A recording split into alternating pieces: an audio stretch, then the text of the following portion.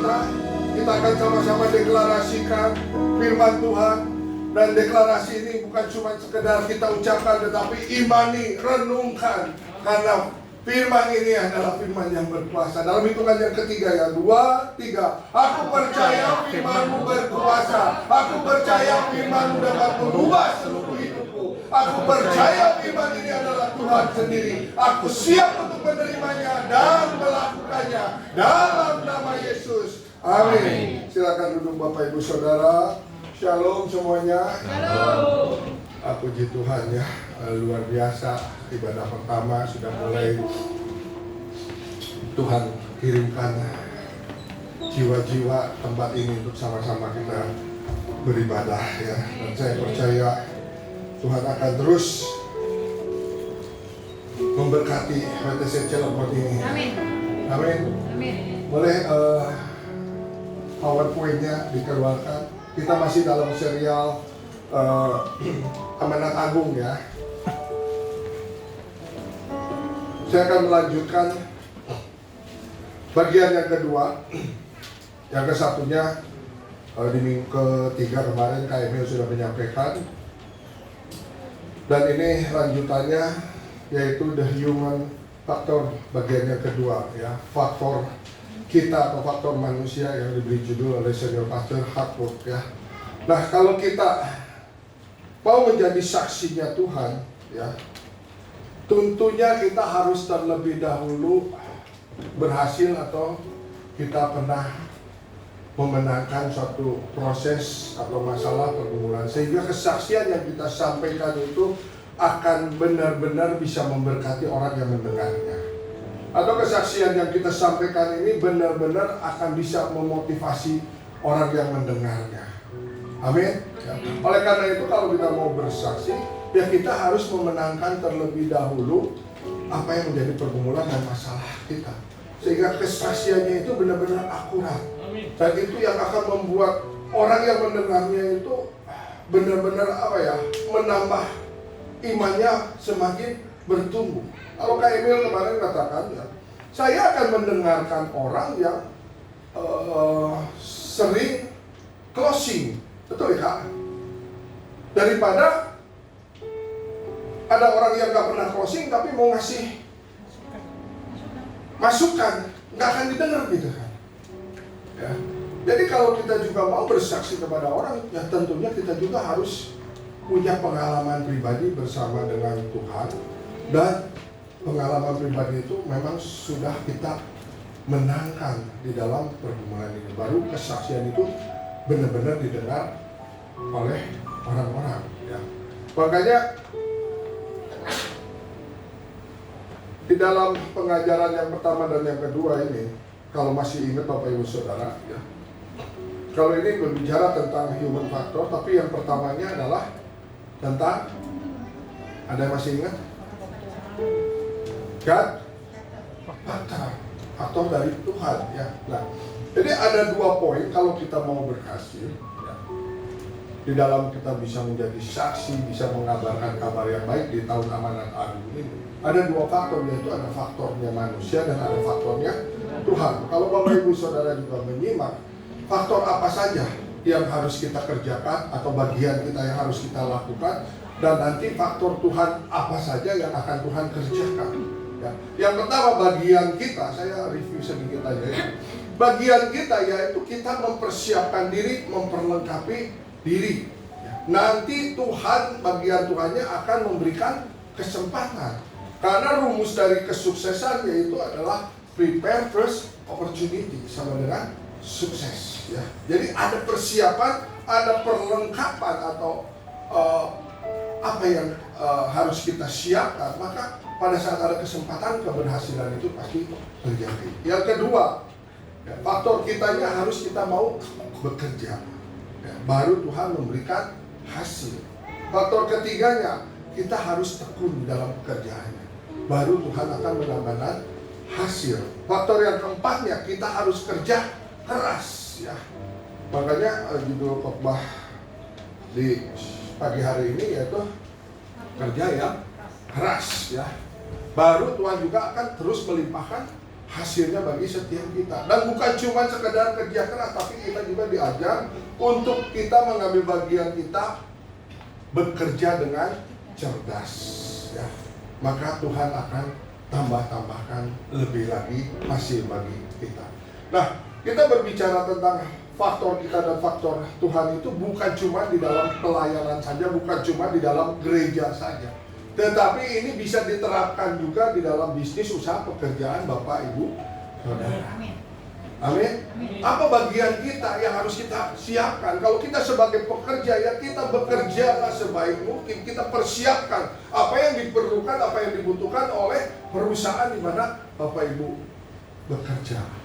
Ya. Begitu juga dengan pengusaha. Bagaimana supaya customer yang ada pada kita itu terus percaya kepada kita, dan perusahaan yang kita pimpin ini semakin baik, ya. Jadi ini harus diterapkan. Nah, ada quote yang mengatakan, sudah seringkali disampaikan, ya, tanpa Tuhan kita tidak mampu, atau tanpa Tuhan kita tidak bisa. Tapi tanpa kita Tuhan juga tidak mau. Artinya ada kerjasama, ada kolaborasi, ada bagian yang harus kita kerjakan, dan ada juga bagian Tuhan yang akan Tuhan lakukan. Contohnya, sebetulnya kalau Tuhan mau untuk membuat pertobatan di Niniwe, perlu Yunus apa enggak? Enggak perlu, kan? Cukup berfirman aja, penduduk Niniwe, engkau bertobat. Atau kalau memang Tuhan sudah jengkel, kesal, menghancurkan Niniwe, itu perlu Yunus atau enggak? Enggak perlu. Tetapi kok kenapa Tuhan ini mengajak kolaborasi supaya Yunus pergi ke Niniwe untuk menyampaikan supaya orang-orang di sana itu bertobat? Karena Tuhan ingin bekerja sama dengan Yunus. Begitu juga Tuhan ingin bekerja sama dengan saudara dan saya di tempat ini. Amin. Bagaimana kerajaan Allah atau gereja Tuhan di WTC Cilegon ini semakin baik, semakin bertumbuh. Tuhan ingin setiap kita, para pengerja, supaya bisa kita bekerja sama dengan Tuhan, sehingga WTC Cilegon ini semakin dipercayakan jumlah bilangan jiwa-jiwa, ya. Jadi ada faktor kita, ada faktor Tuhan yang harus dilakukan, ya. Dan ini harus dicatat, diingat bahwa kita harus bekerja dengan sungguh-sungguh, bekerja dengan keras, dan bekerja dengan cerdas. Yuk kita buka di dalam Matius 5 ayat 41. Kita baca firman Tuhan ini sama-sama, ya. Semua bawa kitabnya, ya, mau yang elektronik maupun yang manual, silakan dibuka. Matius 5 ayat yang ke-41. Maaf ya, suara saya agak ini habis manggung sama Mas Agung. Lagi nggak enak body. Matius 5 ayat 41, sudah ketemu semuanya? Yuk kita baca. 2, 3. Dan siapapun yang memaksa engkau berjalan 1 mil, berjalanlah bersama dia sejauh. Dan Tuhan Yesus mengajarkan kalau ada, boleh kembali ke PowerPoint-nya. Tuhan Yesus mengajarkan kalau ada yang memaksa berjalan 1 mil, berjalanlah 2 mil. Kenapa sih ada kata memaksa? Ini cerita waktu bangsa Israel dijajah oleh orang Yunani. Orang Yunani memaksa bangsa Israel untuk berjalan 1 mil, tapi orang Israel berjalannya 2 mil, ya. Kita akan nanti belajar kenapa berjalan 1 mil, kenapa berjalan 2 mil. Dan yang dimaksud berjalan 2 mil itu bukan cuma sekedar kita kerja keras, bukan cuma sekedar kita kerja lembur atau kerja sampai tidak ingat waktu, tetapi berjalan 2 mil ini harus ada kesadaran dari diri kita sendiri, harus ada kerinduan atau mau bayar harga dari kita diri sendiri, ya. Baru kita bisa mengerjakan berjalan 2 mil atau extra mile, gitu kan, yang dikatakan oleh Mother Teresa di sini berkata, ini sudah dicatatnya, jalan 2 mil. Mother Teresa mengatakan bahwa ketika kita melakukan sesuatu dengan cinta, ya, hasilnya akan selalu berharga walaupun tidak langsung terlihat. Jadi kita mengerjakannya dengan ekstra, kita mengerjakannya dengan mile yang kedua. Ya. Nah, apa sih yang dimaksud dengan mile yang pertama? Mulai masuk dalam pengajarannya. Ya. Di sini mile yang pertama atau first mile berarti kita mengerjakan tugas dan kewajiban cuma hanya sekedar basic atau standar saja. Dan juga di first mile ini kita mengerjakannya hanya sebagai tugas dan kewajiban dan juga hanya dengan target yang minimal. Targetnya hanya standar-standar saja. Dan juga hanya dikerjakan dengan tanggung jawab yang dasar saja. Artinya yang biasa-biasa saja yang bisa kita kerjakan. Dan apa yang diharapkannya? Yang dari kita. Kalau kita cuma ya udahlah sampai jam 4 sore aja kita kerjain. Dan itu artinya kita mengerjakannya hanya di mile yang pertama atau berjalan cuma dalam 1 mile gitu ya. Jadi cuma standar saja, ya, tanggung jawab juga cuma tanggung jawab dasar saja, ya. Dan juga tugas dan kewajiban itu ya kita kerjakan karena memang ini tugas kita. Enggak ada nilai lebihnya, enggak ada bayar harga yang harus kita kerjakan lebih lagi. Nah, kalau kita berbicara tentang extra mile atau second mile, ini adalah orang bersedia berjalan pada mile kedua. Dan mereka yang memiliki tujuan atau purpose yang jelas dan mulia, serta sifat rajin sebagai ya, tenaga untuk mencapai tujuan. Nah, ini kita akan membahas tentang kerja keras atau extra mile saat ini ya. Dan kenapa sih harus mengerjakan extra mile? Kenapa kita harus melakukan, mau membayar harga lebih lagi? Apalagi kalau kita ada di dalam pelayanan di mana Tuhan sudah memilih kita para pengerja, dan juga Tuhan sudah memilih Bapak Ibu Saudara sebagai jemaat di WTC Cilegon ini. Ayo kita sama-sama bergandengan tangan untuk menegakkan kerajaan Allah di kota Cilegon ini. Amin. Amin. Saya punya pengharapan dan kerinduan. Dan memang saya diberikan tanggung jawab yang cukup besar untuk menjadi lead pastor di wadah ini. Bukan cuma diberikan tanggung jawab oleh Pak Wiryo sebagai gembala pembina, tapi saya percaya juga saya diberikan tanggung jawab atau kepercayaan oleh Tuhan. Ya. Nah, kenapa kita harus sekarang ini kita harus mengerjakan yang second mile atau extra mile ini? Ya, kalau kita nggak mengerjakan yang sekarang, bagaimana Tuhan akan mempercayakan lebih lagi jumlah bilangan jiwa-jiwa di tempat ini. Ya. Jadi saya berterima kasih sekali ya kepada diaken yang sudah saya bawa setiap minggu pertama, minggu ketiga terus meeting. Ya kalau kita pulang jam 4 sore sih atau jam 5 sore udah terbiasa. Kadang-kadang kita meeting sampai kebablasan sampai jam 7 sore, jam 7 malam gitu ya baru bisa pulang. Dari jam 7 pagi kita ibadah sampai pulang-pulang udah makan juga 2-3 kali gitu ya. Karena meetingnya begitu banyak. Kenapa? Karena kita ingin kita sama-sama bergandengan tangan supaya apa yang Tuhan percayakan ini bisa kita kerjakan dengan baik. Amin.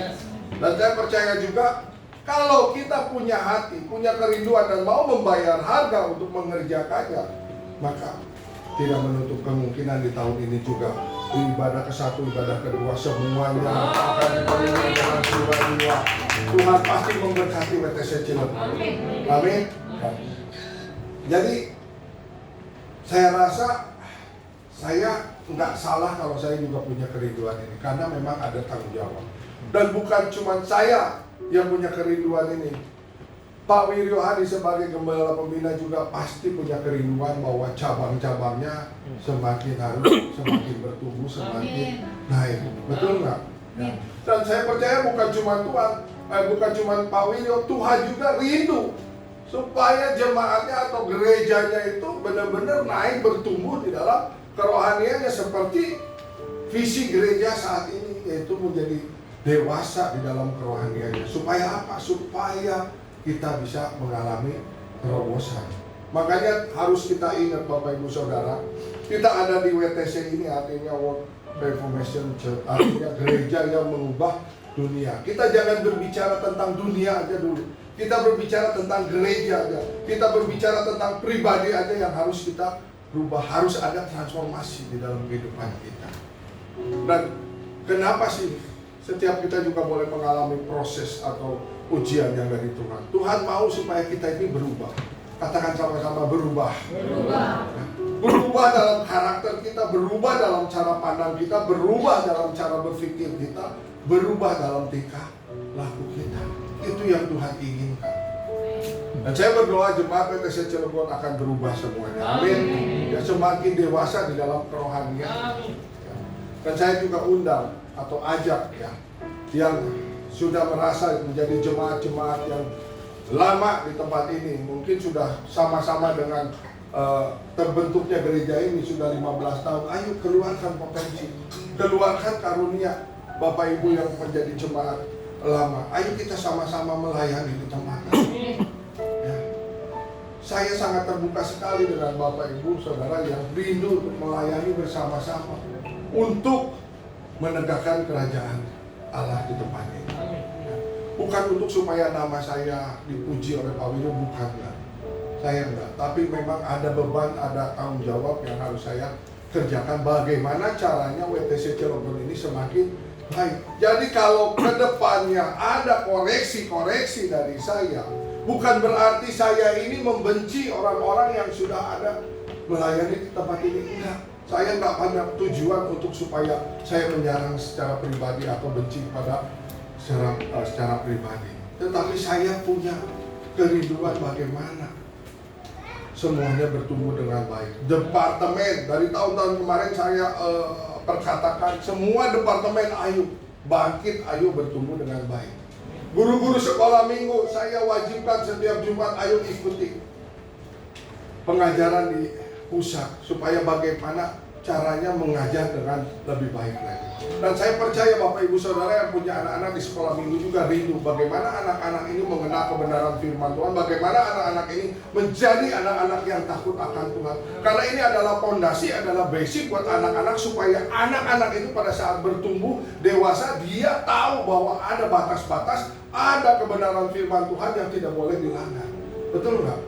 Bapak Ibu yang punya anak di sekolah minggu. Nah, artinya apa? Perlengkapi setiap guru-guru sekolah minggu, persiapkan guru-guru sekolah minggu untuk bisa mengajar anak-anak. Dan bukan cuma departemen anak saya, semua departemen, semua yang ketua-ketua kersel, guru-guru PAK, koordinator-koordinator, para pemimpin yang ada, semua diupgrade. Begitu juga dengan saya, supaya Tuhan percayakan lebih lagi. Amin. Setuju dengan saya? Amin. Cuma Pak Suryo doang yang amin. Ini Pak Yuda ini. Tapi saya harus menyampaikan ya kebenaran ini ya. Karena saya sekali lagi saya ingin nama Tuhan semakin dipermuliakan. Amin. Gereja Tuhan di tempat ini semakin bangkit, semakin bangkit. Amin. Ya. Ini kerinduan saya dan saya juga minta kita semua merubah paradigma kita. Ya. Ayo, saya sekali lagi saya undang yang senior-senior ya. Ayo bangkit sama-sama, tunjukkan potensi, tunjukkan karunia-Nya. Ayo bergandengan tangan melayani di tempat ini. Ya. Kemarin waktu saya di jalan saya melihat ada satu truk, di belakangnya ada tulisan. Saya agak ketawa juga membaca tulisannya. Di situ ditulis sama siapa nggak tahu ya. Kalau mau sukses harus melewati proses, bukan cuma protes. Saya bagus juga saya bilang, kalau mau sukses harus mau melewati proses, bukan cuma protes. ini bisa kebenaran gitu kan dengan apa firman Tuhan yang harus disampaikan. Jadi yuk sama-sama kita mengerjakannya dengan lebih lagi mau membayar harga ya, yaitu kita berjalan di mile yang kedua ya.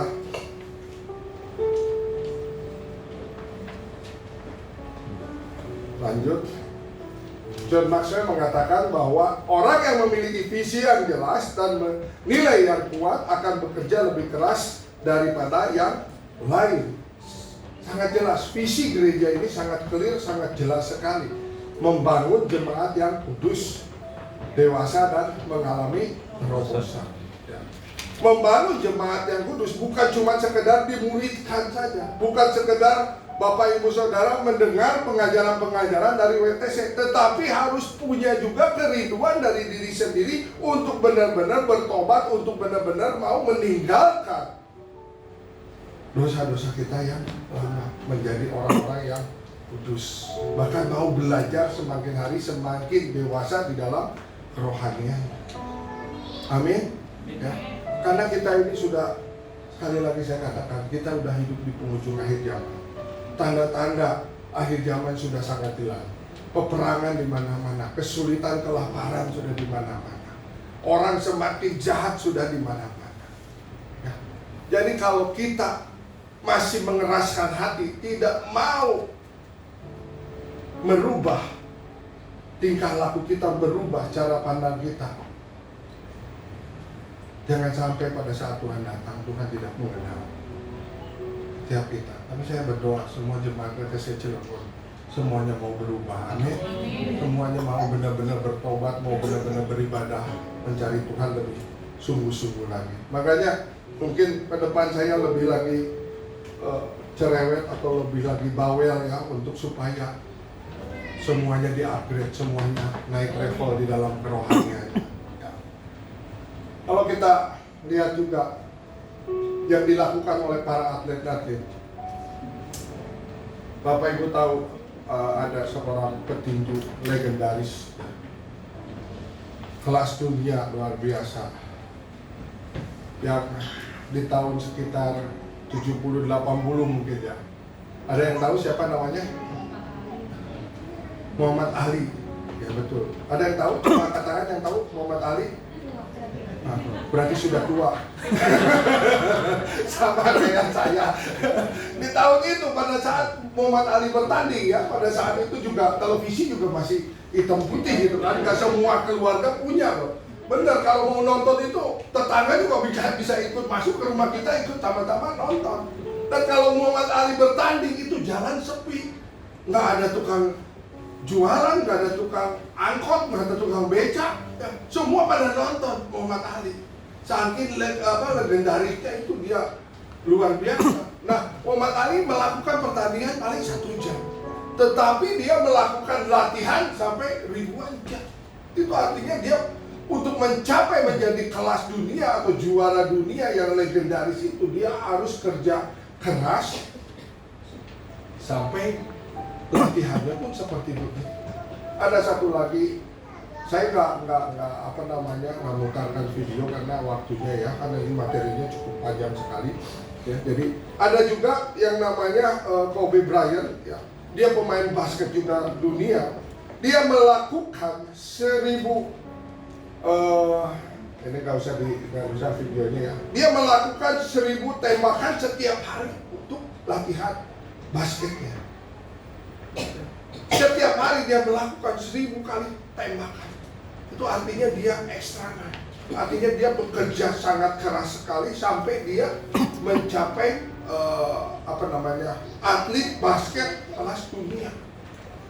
Jadi ada kerja keras, ada kerja yang luar biasa yang harus dilakukan. Nah, kalau kita baca juga di dalam ini lewat aja ya. Di dalam Efesus 2 ayat yang ke-10.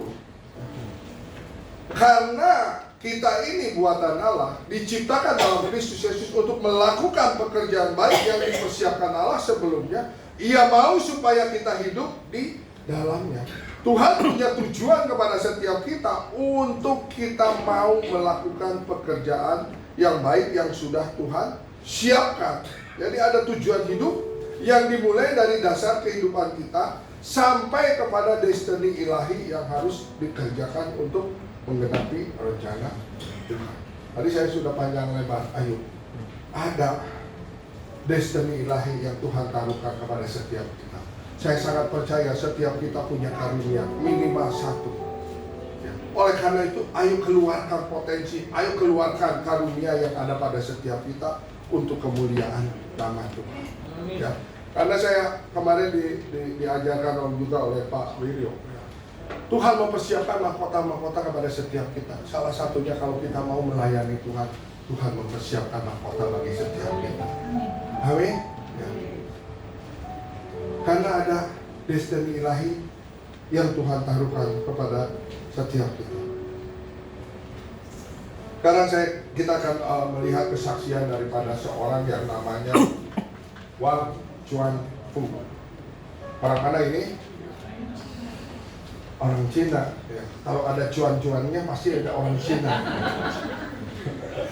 Ada apalagi namanya depannya Wang, berarti uang gitu. Belakangnya Fu, berarti fulus gitu.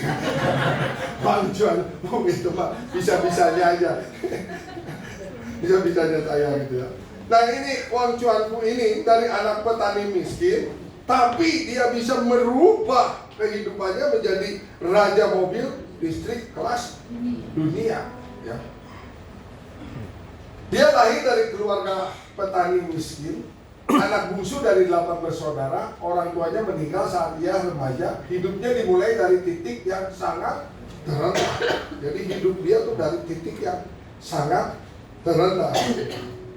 Lalu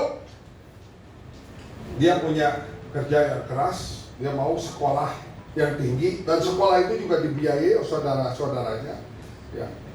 Saudara-saudaranya sama-sama kerja keras yang mengumpulkan uang sama-sama untuk supaya Wang Chuanfu ini bisa sekolah dan bisa meraih beasiswa untuk kuliah kimia, fisika, metalurgi, lalu S2 teknologi baterai. Ya.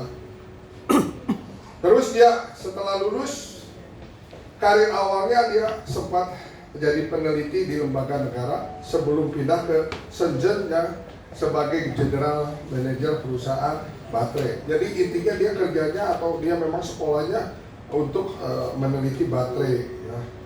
Nah, lalu dia mulai memberanikan diri di tahun 95. Ya. Dia mulai buka usaha. Ya. BYD bukan perusahaan mobil awalnya ya, tetapi cuman perusahaan baterai HP, dan itu bisa membludak ya. Dia meminjam modal kepada sepupunya sebesar 250.000 yuan ya. Lalu mendirikan BYD, dan dalam 5 tahun BYD masuk jajaran produsen baterai HP yang terbesar.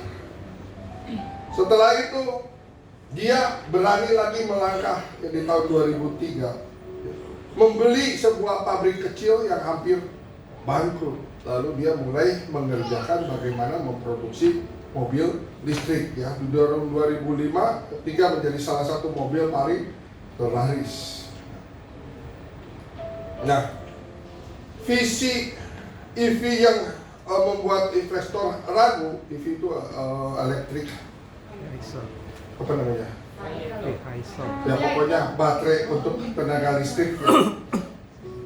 Di tahun 2008 Wang ngotot masuk mobil listrik, tetapi investornya itu panik dan ragu sehingga membuat saham BYD itu jatuh sampai 31%.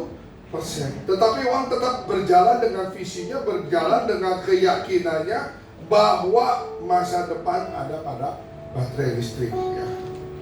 Karena dia mau bekerja keras, dia melakukan extra mile ya. Maka BYD itu mulai meluncurkan bus listrik yang 1000 volt ya. Dan nilai sahamnya mulai melonjak 5 kali lipat, sehingga di tahun 2009 Wang menjadi orang terkaya di Cina. Jadi ini kerja keras yang dikerjakan oleh Wang Chuanfu ini yang membuat dari yang tadinya nggak ada menjadi orang yang terkaya di Cina. Ya. Nah, Elon Musk yang dia juga mendirikan mobil listrik, ya,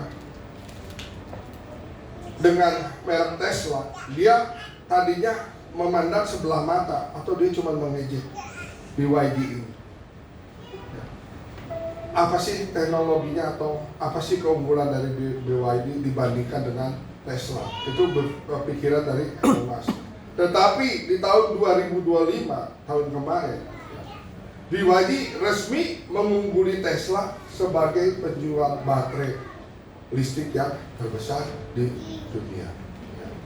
Ini sekedar kesaksian daripada seorang yang namanya BYD, yang dari tadinya sebagai seorang anak petani yang miskin, bahkan dia hidup di titik yang terendah.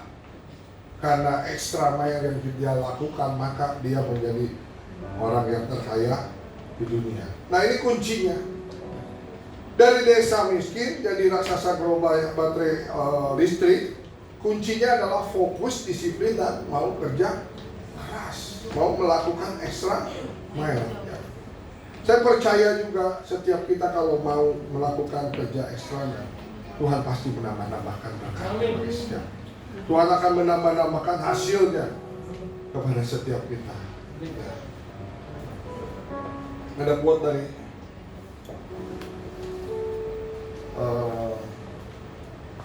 ini satu lagi ya.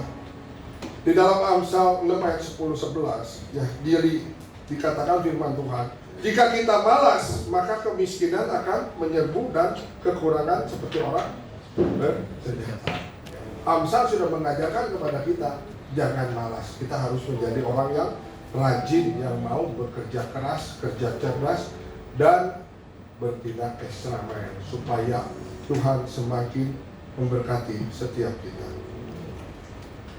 Charles mengatakan kemalasan adalah pencuri yang diam-diam, yang mencuri waktu, mencuri kekuatan dan kesempatan yang harusnya kita bisa raih. Ya.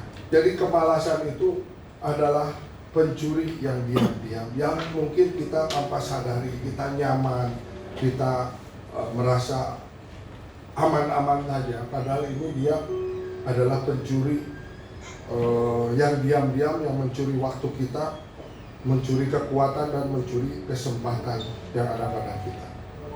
Apa yang Pengkhotbah 9 ayat yang 10 katakan di sini? Segala sesuatu yang dijumpai tanganmu untuk dikerjakan, kerjakanlah itu sekuat tenaga. Jadi firman Tuhan terus mengajarkan di Amsal jangan malas, karena akibatnya adalah kemiskinan ya, dan kesengsaraan. Pengkhotbah mengajarkan kita harus mengerjakan apa yang ada di tangan kita itu dengan sekuat tenaga kita. Dan apa dampaknya kalau kita melakukan mile yang kedua dengan kerja keras? Akan menjadikan kesaksian, karena di dalam kesaksian itu kita melakukannya dengan sukacita, dengan integritas yang tinggi dan motivasi untuk melayani. Dari awal sudah dikatakan kalau kita mau kesaksian ini benar-benar didengar orang, menjadi berkat buat orang, menjadi orang itu termotivasi, ya kita harus melakukannya dengan sukacita, dengan integritasnya, dengan apa yang kita omongkan itu. Kesaksian yang kita alami itu benar-benar kesaksian yang real, ya, bukan cuma yang asal cerita, gitu, asal yang dibuat-buat, ya. Tetapi ini benar-benar cerita yang real yang kita alami, memiliki pengalaman pribadi bersama dengan Tuhan, dan saya percaya ini akan membuat orang yang mendengarnya termotivasi, ya. Amin. Bahkan Kolose 3 ayat 23. Yuk sama-sama baca 2-3. Apapun yang kamu perbuat, perbuatlah dengan segenap hati seperti untuk Tuhan dan bukan untuk manusia. Di dalam pekerjaan kita, yuk kita lakukan seperti untuk Tuhan. Apalagi di dalam pelayanan yang memang pekerjaannya untuk Tuhan. Dan saya percaya juga setiap kita yang punya perusahaan atau menjadi owner di perusahaan kita, Di sini siapa aja yang jadi pengusaha atau menjadi owner selain Pak Mimin, Pak Suryo? Ada lagi di sini? Saya percaya rumus daripada Pak Suryo, Pak Mimin dalam menjalankan perusahaannya pasti sama dengan pemikiran saya juga. Bagaimana caranya perusahaan ini semakin baik itu, yaitu membina orang-orang yang ada di bawahnya itu semakin baik, semakin berintegritas, semakin dia naik level di dalam baik skillnya maupun di dalam pengetahuannya, ya, akan produk-produk yang dipasarkan. Sehingga pada saat ditawarkan anak atau orang-orang yang di bawahnya itu benar-benar bisa menawarkannya dengan baik dan membuat customer itu percaya. Dan tentunya dengan integritas yang tinggi di dalam perusahaannya supaya customer ini tidak kecewa dan customer ini pasti akan balik lagi. Itu yang akan dikerjakan, dilakukan oleh para pengusaha atau owner di dalam sebuah usaha. Ya. Sama kita juga rindu, ya, supaya bagaimana yuk para pengerja-pengerja juga naik level di sini, sehingga gereja ini bisa dipercayakan Tuhan lebih lagi, ya. Jadi sekali lagi saya mengajak, ayo sama-sama kita melakukannya, ya, dengan segenap hati kita, dengan kesadaran kita, dengan ketulusan kita. Kita mau melakukan pekerjaan ini untuk kemuliaan nama Tuhan, bukan untuk manusia. Amin. Dan hanya Tuhan saja yang dipermuliakan di tempat ini. Pertanyaannya, apakah Tuhan Yesus pekerja keras? Ya, Tuhan Yesus pekerja keras. Kita sering membaca di dalam firman Tuhan, pagi-pagi benar Tuhan sudah berdoa. Lalu setelah berdoa, langsung keliling kampung. Dia menyembuhkan orang yang sakit, yang buta, Tuhan jelikan, yang lumpuh Tuhan sembuhkan supaya bisa berjalan. Bahkan juga Tuhan mengajar, ya, di lapangan-lapangan, ya, memberi makan orang-orang itu sampai larut malam. Jadi Tuhan itu mengajarkan kepada kita supaya kita juga mau bekerja keras. Dia melayani tanpa batas, ya, meski lelah. Saya percaya pada saat Tuhan Yesus sebagai manusia 100% punya juga perasaan lelah, ya. Tetapi kalau kita kembali kepada Kolose 3:23, kerjakanlah semua seperti untuk Tuhan, bukan untuk manusia. Bahkan pelayanannya ini sampai dia mau mencuci kaki murid-muridnya. Ini sebuah tindakan yang melampaui harapan. Di dalam kepemimpinan Tuhan Yesus, dia tidak menjadi pemimpin yang bosi, cuman hanya bisa menyuruh atau cuman memakai telunjuknya aja, ayo kerjakan ini, ayo kerjakan ini. Tapi Tuhan sebagai pemimpin, dia juga pemimpin yang rendah hati, yang mau melayani. Dia sadar bahwa dia juga seorang hamba. Begitu juga kita semua di sini harus sadar bahwa kita ini juga sebagai hamba, bukan bos. Mungkin di perusahaan Bapak Ibu sebagai bos, tetapi di sini yuk kita sama-sama sebagai hamba yang mau melayani. Ya, Tuhan berharap bahwa kita juga mengerjakannya melampaui dari apa yang diharapkannya. Ya, kita mau mengerjakan apa juga yang Tuhan perintahkan. Karena di sini kalau kita baca di dalam Matius 25 ayat 29, ini berbicara tentang mina, ya.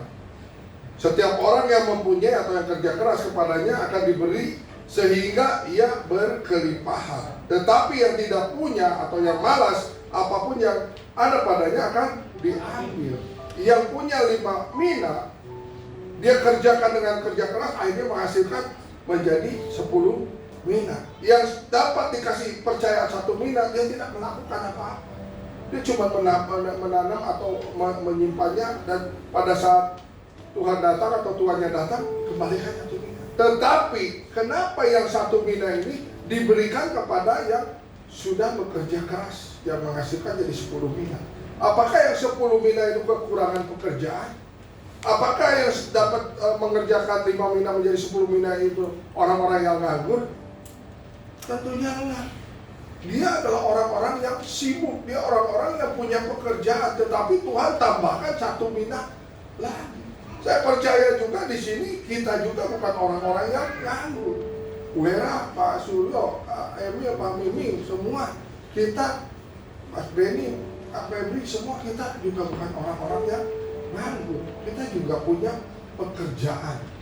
Tetapi karena kita punya hati untuk melayani, kita mengerjakannya untuk kemuliaan nama Tuhan. Ya, kita mau pada saat Tuhan datang, Tuhan berkata kepada kita, "Hei hambaku yang setia dan janji." Saya berdoa juga semua para pengerja dan mulai aktivis di sini juga, semua kita melakukan dengan segenap hati, dengan segenap kekuatan sampai Tuhan mengatakan, "Hei hambaku yang baik." Amin. Amin. Beri kemuliaan dulu buat Tuhan Allah kita. Ya.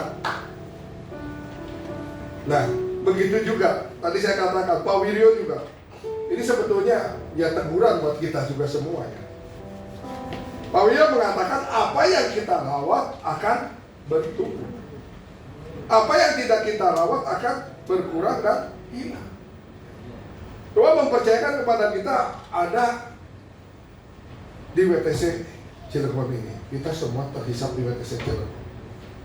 Pak Wiryo katakan kalau WTC Cilegon ini dirawat, maka WTC Cilegon akan bertumbuh. Tetapi kalau kita para pengerjanya nggak mau merawat, jangan kita mimpi ingin mendapatkan hasil. Jangan kita mimpi kita bisa mendapatkan pertumbuhan yang signifikan. Karena kita nggak mau merawat. Bahkan berkurang mungkin. Bahkan hilang juga mungkin. Tetapi kalau kita mau merawatnya, maka kita percaya di tahun ini juga Tuhan pasti memberkati kita semua. Amin ya. WTC Cilegon akan bertumbuh. Amin. Media tolong siapkan video Ibu Nancy ya. Nah, apa yang terjadi ketika seseorang melakukan second mile atau extra mile, ya, maka mereka akan menunjukkan satu komitmen dan menunjukkan dedikasi ekstra melebihi harapan dan kewajiban karena dia punya tujuan atau purpose yang harus dicapai, dan tujuan atau standar yang harus dicapai itu bukan standar yang biasa-biasa saja, standar yang luar biasa. Makanya dia harus kerja ekstra mile ya, dengan dedikasi, dengan komitmen yang melebihi harapan dan kewajiban. Kita akan nonton dulu ya Ibu Nancy. Di keluarga kami, di mana suami meninggal dalam satu kecelakaan lalu lintas dan meninggalkan 3 orang anak, umur 9 tahun, umur 7 tahun, dan umur 5 tahun. Saya melewati masa duka yang cukup lama dan hampir tiap hari saya pergi ke kuburan. Yang saya kerjakan hanya menangis, yang saya kerjakan hanya marah-marah karena saya merasa Tuhan tidak ada dalam hidup saya. Dan saat itu saya bingung apa yang harus saya lakukan.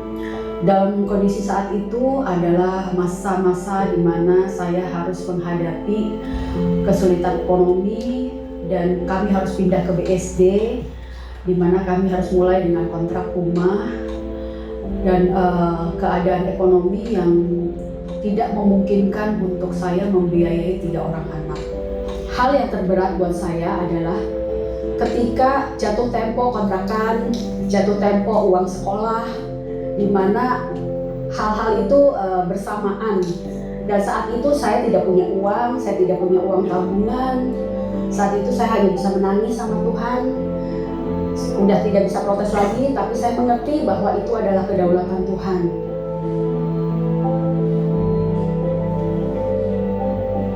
Saya mulai dari profesional, bekerja di satu perusahaan.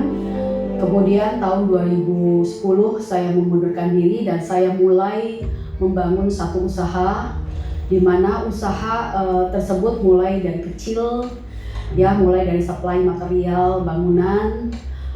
Saya coba untuk fokus, saya bekerja keras.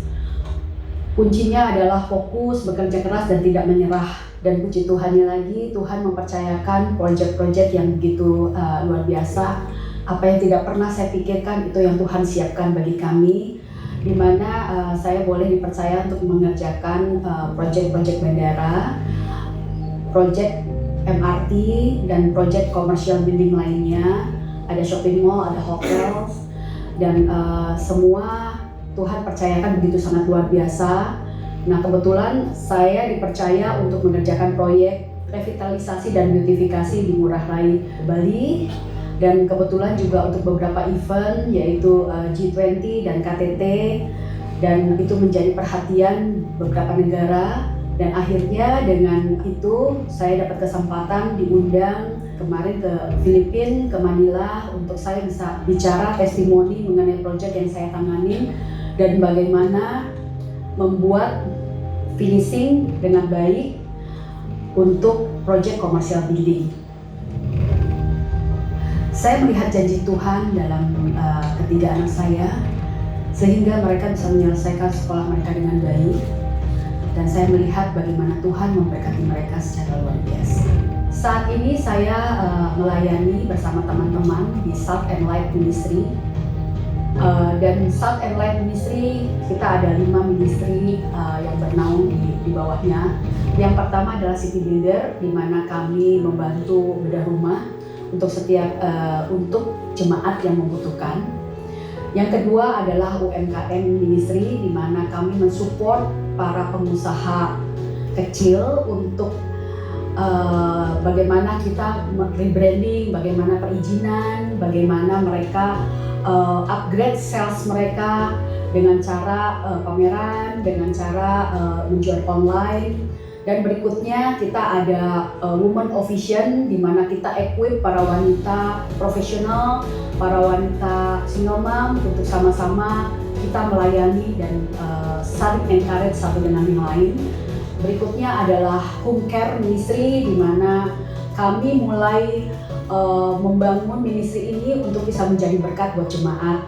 Dan kemudian adalah Salt and Light Network, di mana para profesional muda, anak-anak kita berkumpul untuk mereka sharing mengenai pekerjaan, bagaimana mereka interview, bagaimana mereka mulai membangun bisnis, bagaimana mereka mempunyai networking di marketplace. Itu ministry-ministry yang ada di bawah Salt and Light. Dan kami dari Salt and Light Ministry, kami juga saling encourage dengan satu yang lain, dan kami fokus kepada panggilan kami, yaitu membantu orang yang memang kekurangan, dan kami juga melakukan banyak baksos. Sehingga ketika kami menjalani baksos, kami bersuka cita dan kami merasa diberkati. Dan dengan tagline kami diberkati untuk bisa menjadi berkat.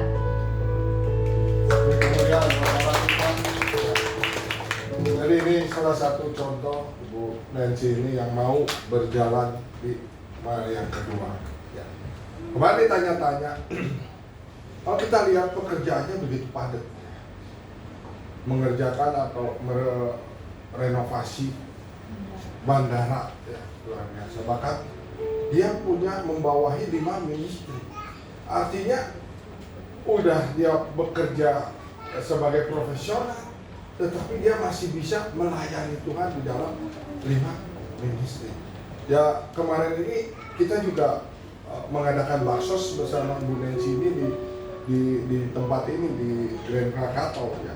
Kemarin kita ada pengobatan gratis, ya, bagi-bagi kacamata baca, terus sembako, ya, macam-macam lah pokoknya kita bersama dengan Ibu Nancy. Dan ternyata kemarin Pak Wiro di doa fajar di ibadah yang keberapa gitu, ya, dipanggil Bu Nancy ini.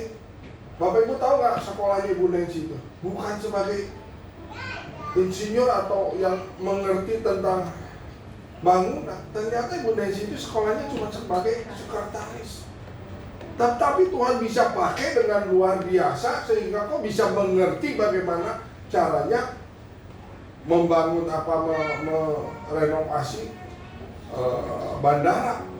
Ini luar biasa. Kalau bukan Tuhan yang turut bekerja, saya percaya nggak akan bisa dilakukan.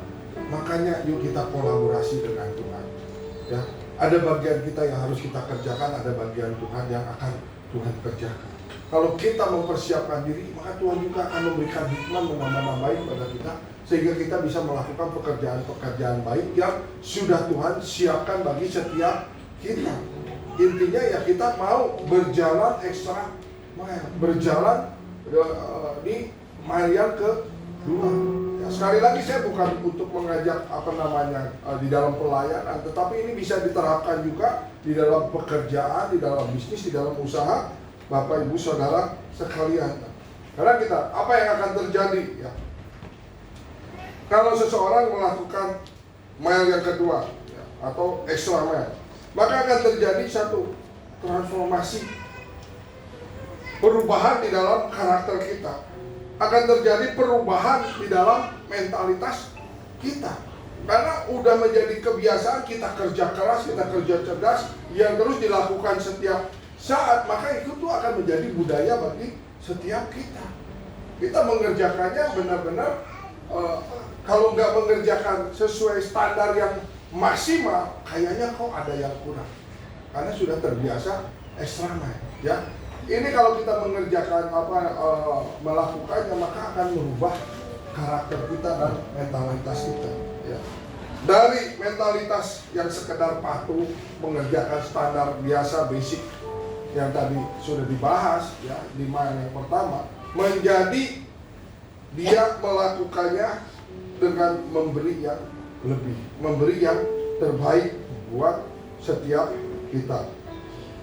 Ayo silakan pada duduk, nanti kita sebentar lagi mau perjamuan. Yang kedua, apa yang akan terjadi kalau kita melakukan extra mile? Ya. Kita akan mendapatkan relasi semakin luas, ya. Karena dibangun dengan integritas, kepercayaan dan hormat, sehingga keberhasilan semakin besar. Ini otomatis ya, otomatis kalau kita mengerjakan kerja keras extra mile, ya, kita akan mendapatkan relasi semakin luas, terutama di dalam bisnis. Ya. Di dalam bisnis kita akan mendapatkan relasi yang semakin luas. Dan yang ketiga, apa yang akan terjadi? Kita akan memiliki influence dan impact yang semakin luas. Dan ini adalah visi gereja, supaya gereja WTC ini bisa berdampak, bisa mempengaruhi di mana kita ada, baik di lingkungan maupun di kota. Ya, kita dengan kemarin baksos itu artinya kita juga berdampak atas lingkungan. Minimal kemarin itu ada beberapa kelurahan yang datang. Jadi PTC Cilegon udah terus menerus juga kita melakukan apa yang menjadi kerinduan Tuhan untuk supaya gereja di tempat ini menjadi influence dan menjadi dampak yang semakin luas dan semakin besar. Dimana kalau kita mempersiapkan diri, kita percaya pasti Tuhan juga akan memperlengkapi setiap kita. Amin. Nah, yang keempat, yang terakhir, saya undang juga untuk WL Singer pemusik untuk maju ke depan. Sebentar kita akan masuk dalam perjamuan kudus ya. Akan menikmati pertumbuhan rohani ya. Kalau kita melakukan extra mile ya, akan menikmati pertumbuhan rohani. Karena apa? Karena kita berjalan bersama dengan Tuhan, kita memiliki pengalaman pribadi dengan Tuhan. Itu yang akan membuat kita bertumbuh di dalam kerohaniannya. Amin Bapak Ibu Saudara. Pilihan tetap ada di tangan Bapak Ibu Saudara. Mau mile yang pertama ataupun mau mile yang kedua. Kalau saya ya, sudah diberikan kepercayaan oleh Tuhan, tanggung jawab oleh Tuhan dan juga oleh Bapak Gembala Pembina kita, saya mau melakukan lebih lagi supaya WTC Cilegon menjadi semakin baik. Amin. Dan saya juga mohon dukungan dari Bapak Ibu semuanya juga supaya kita sama-sama yuk bergandengan tangan.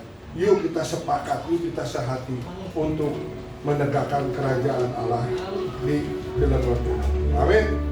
Kita akan masuk dalam perjamuan kudus. Perjamuan kudus ini hanya diperuntukkan kepada setiap kita yang sudah dibaptis.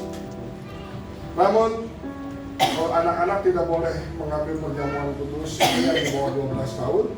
Namun kalau ada yang belum dibaptis tapi sudah lewat dari 12 tahun, asal percaya boleh ikut mengambil perjamuan kudus ini. Betapa besar kasih pengampunanmu Tuhan, Engkau pandang hina hati yang hancur.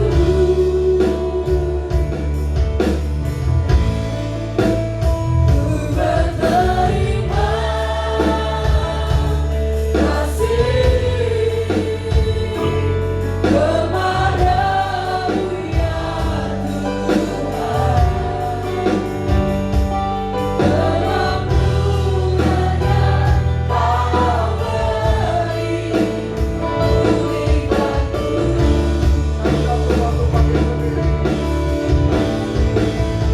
Betapa besar kasih pengampunanmu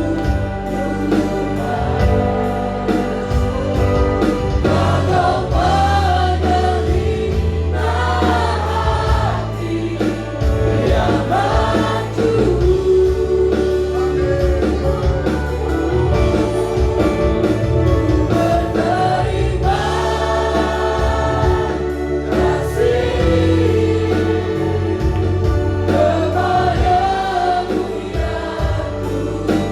Tuhan,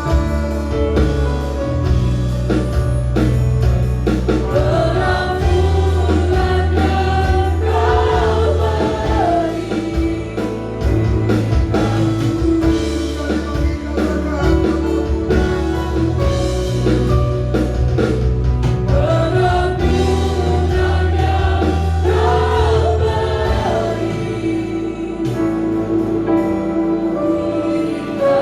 Kau Apakah Bapak Ibu Saudara sudah mendapatkan anggur dan roti? Kalau sudah, yuk kita angkat di tangan kanan kita roti dengan tinggi-tinggi dan dengarkan firman Tuhan. Sebab apa yang telah kuteruskan kepadamu telah aku terima dari Tuhan, yaitu bahwa Tuhan Yesus pada malam waktu Ia diserahkan mengambil roti, dan sesudah itu Ia mengucap syukur atasnya. Ia memecah-mecahkannya dan berkata, inilah tubuhku yang diserahkan bagi kamu. Perbuatlah ini menjadi peringatan akan aku. Saudara yang terkasih, bukankah roti yang atasnya kita ucapkan syukur adalah persekutuan kita dengan tubuh Kristus? Amin. Mari kita makan di dalam nama Tuhan Yesus Kristus.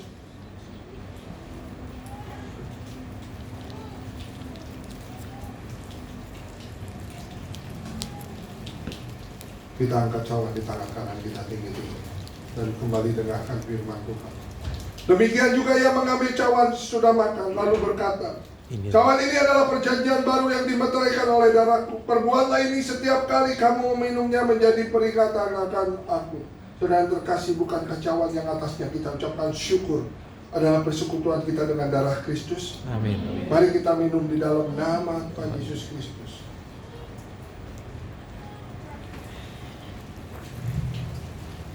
Angkat kedua tangan kita, katakan terima kasih dengan sungguh-sungguh. Terima kasih. Terima kasih.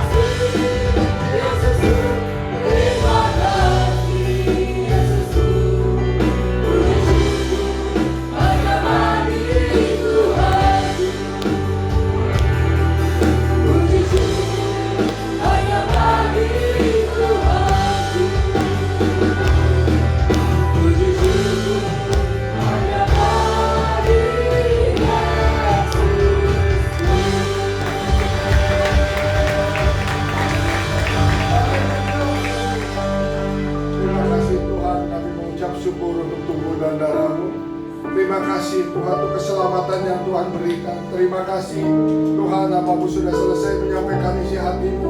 Biarlah Engkau ya Allah Roh Kudus terus berkarya atas setiap kami Bapa. Pimpin semua umat-Mu Tuhan. Biar setiap kami boleh semakin hari semakin memberikan yang terbaik untuk kemuliaan nama-Mu Tuhan. Kami mau mendedikasikan diri, kami mau Tuhan berjalan 2 mil Tuhan untuk supaya nama-Mu semakin dipermuliakan di tempat ini. Terpujilah ya Allah kami yang hidup di dalam dan demi nama Tuhan Yesus kita yang sudah diberkati oleh Tuhan. Haleluya, sama-sama katakan